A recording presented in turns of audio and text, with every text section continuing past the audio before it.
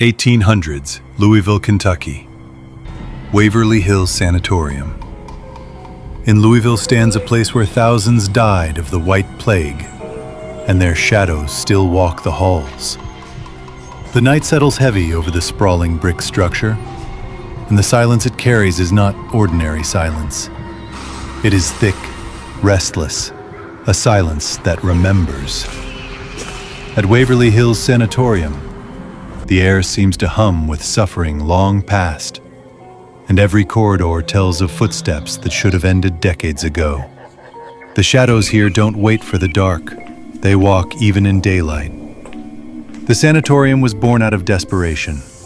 Tuberculosis, the White Plague, swept through Louisville in the early 1900s, and Waverly Hills was built to hold back death.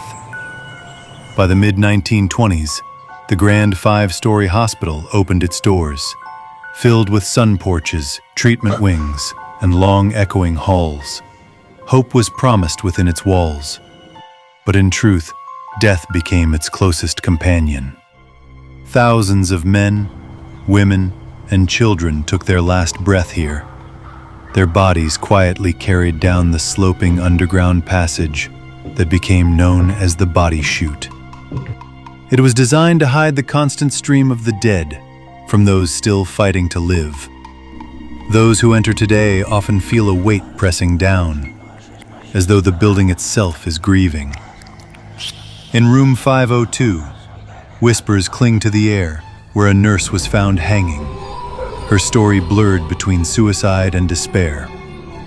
Another nurse, years later, is said to have leapt from a window to her death.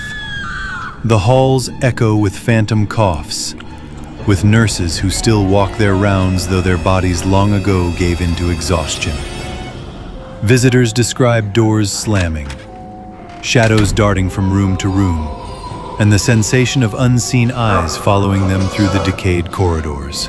Some speak of a child's laughter rolling down the hallways, a ball bouncing softly against the cracked tile floor, though no living child has been there in decades. Others smell baking bread drifting from the abandoned kitchen, though the ovens have been cold for half a century. On the ceilings, a formless shadow creeps, crawling unnaturally, a figure that drives even seasoned investigators away in dread.